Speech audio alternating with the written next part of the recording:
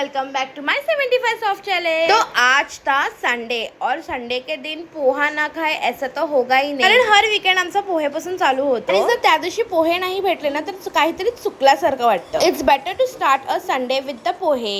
त्याच्यानंतर मी चाय पियाले मस्तशी. संडे असला ना की हा फॅमिली टाइम असतो, सो आम्ही एकत्र नाश्ता करतो. तर मी आज दुपारी जास्त काही खाल्लं नव्हतं, नाहीच काही खाल्लं, आणि रात्री आम्हाला जायचं होतं डिनरला. तर मी इथे डिनर साठी मस्तपैकी रेडी झाली आहे आणि आम्ही चाललो आहोत मस्तपैकी नॉनव्हेज हादडायला.